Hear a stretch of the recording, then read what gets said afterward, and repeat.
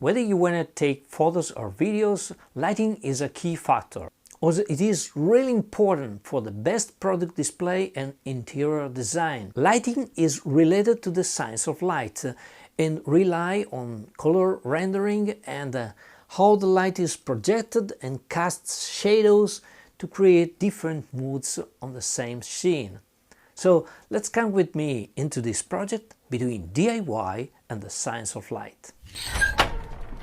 Working with videos made me mindful of the quality of light my camera picks up. My lab is equipped with standard fluorescent tubes that provide a good illumination just for walking, not so much for filming. I have a set of old powerful projectors fitted with halogen bulbs, but they consume 500 watts each. Brilliant light, but way too much power consumption and heat for my taste. So after having looked at some unconvincing Chinese softboxes, I've decided to make my own, reclaiming materials I already have on the cheap. I started from these metallic junction boxes that will be used for the body of the luminaire. This luminaire will host 4 bulbs, so 4 40mm holes are made on the back of the metallic box, and a further 16mm hole is made at the center where the cables will enter. These luminaires are intended to be installed on a specific tripod, so I've bended 2 3x20mm flat bars with the help of my homemade press. An L profile is cut and welded at the base of the bracket. 2 6mm tapped holes will host a couple of knob screws that will secure the bracket onto the tip of a rotating cap that will fit on the top of the tripod.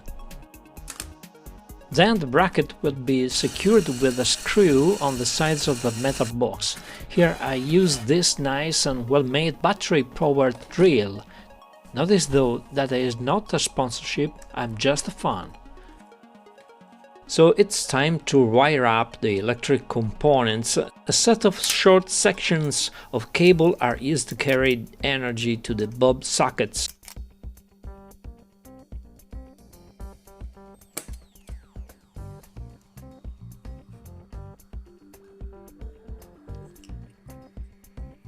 That in turn are secured to the large holes made on the back of the body of the luminaire.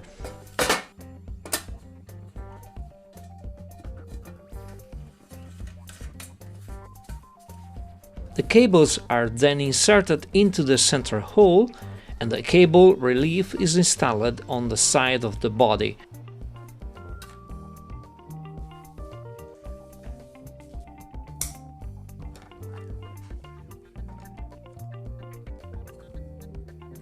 Here the mains cable will enter.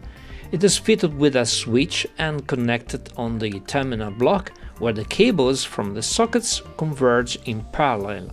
So every bulb will receive the mains power when the switch is turned on. One important point is the connection of the yellow-green ground wire to the body through one of the lateral screws that will even have the function to attach the body to the bracket.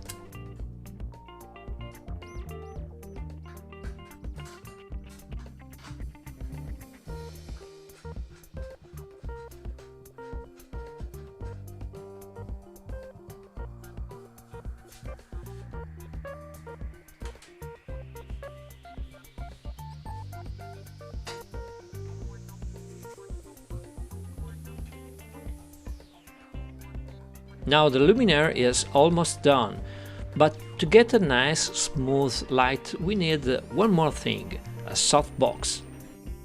On a 4mm steel wire I've taken 2 marks where the wire is then bended at a sharp acute angle. The external size is 50 centimeters, while the internal size will match the height of the body, 34 centimeters. The wire is then bended one more time to be straight to the profile of the body, and a series of fitting plates are cut from the same steel flat bar used to make the brackets. Each one of these are bored to hold a couple of screws, even though I actually ended up using just one of the two holes. The bended wire is then welded at an angle with the fitting plates so they will spread out once installed. And you can see here the final result after these supports are painted in black. The luminaire uses regular E27 light bulbs, so it is easy and cheap to replace them. I used two warm light bulbs at 2700K and two cold 5000K bulbs, 23 watt 2300 lumen each, for a grand total of 92 watt and 9200 lumen. That is far greater than any Chinese luminaire I found online, and it is comparable to the old 500 watt 8200 lumen halogen bulbs with a reduction in power loss by 90%. One last step. Out of a black cotton fabric, a set of trapezoids are cut, and this white transparent non-woven polyester fabric, originally meant to cover garden plants during winter time, are used to make the front face of the softboxes. With the help of a sewing machine, the parts are sewn together to form a sort of truncated pyramid, where one of these sides is kept open and two Velcro stripes allow this covering to be fixed on the supports of the body of the luminaire.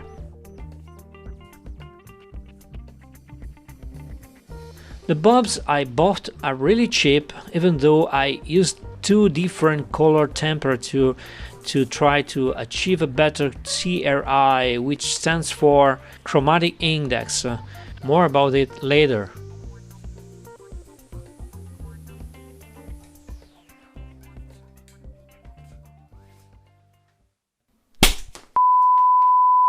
Let's talk about light for a moment. The main characteristics a luminaire meant for filming should have are aperture angle at which the light is projected, how shadows are casted, and how colors are rendered. A narrow angle comes useful to lit details, and it is usually covered by spotlights such as this one. Floodlights, however, are ubiquitous, and this is the case of the luminaires I just made. Without the softbox cover, they project 4 points of light that produce 4 shadows. By contrast, halogen projectors, where the light comes from a single bulb, make a single, very sharp shadow. With a softbox, the shadows are softer and light diffused, which is nice for lighting skin tones and to show a clear scene. So when we have a single point of light, a typical case is the sun, it casts a neat, clear shadow. The non-woven fabric, however, causes the light to be scattered, creating a multitude of rays that partially overlap those blocked by objects that cast shadows, making those shadows partially lit by these rays, creating that nice and soft illumination. Finally, let's have a look at the color rendering. Incandescent light bulbs generate a warm light where the hues toward blue are quite discolored. However, since the light is generated from a pure black body radiation, it covers continuously a wide range of light wavelengths, so every color is rendered. Adapting the curve of the camera for this kind of light source, let the colors the camera see be rendered with no losses. By contrast, all other types of light sources have irregularities in the spectrum of colors they are able to render. To cope with this problem and provide an indication to the consumers, the chromatic index has been created.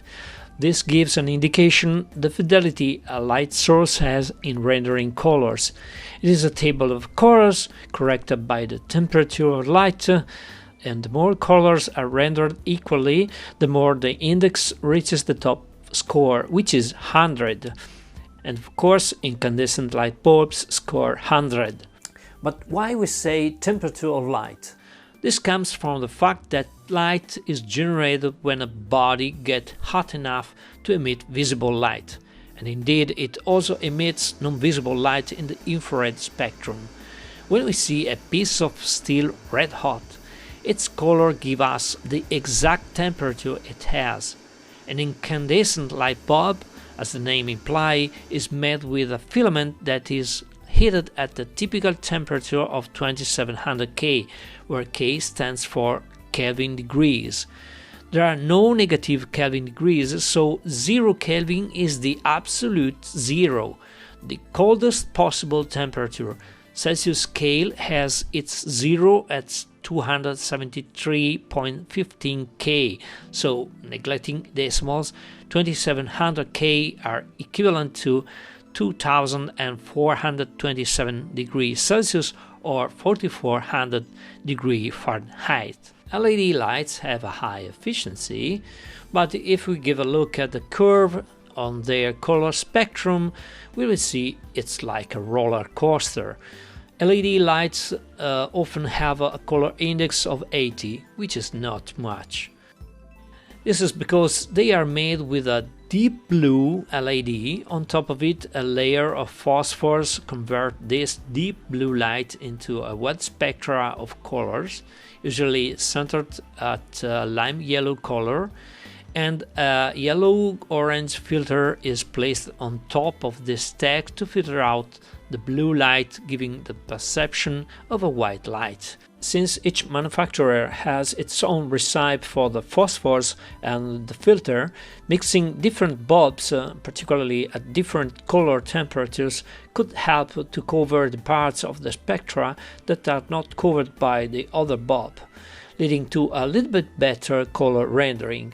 This is a hack though, with no certain results of course, but with some empirical tests I got better results than using a single LED bulb. You can see here in these pictures a comparison between the usual light fixtures I have in the lab, fluorescent tubes, and with this new softboxes turned on.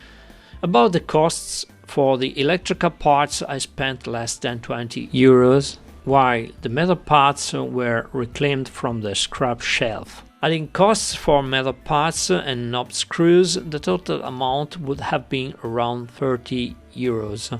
So I can say this project stayed within the budget. Hope you enjoyed this video. If so, consider to click the thumb up icon, and also I don't post videos on a regular pace, so consider to subscribe and click the bell icon. Otherwise, YouTube won't notify you when a new video will be uploaded. Okay, see you next time. Bye.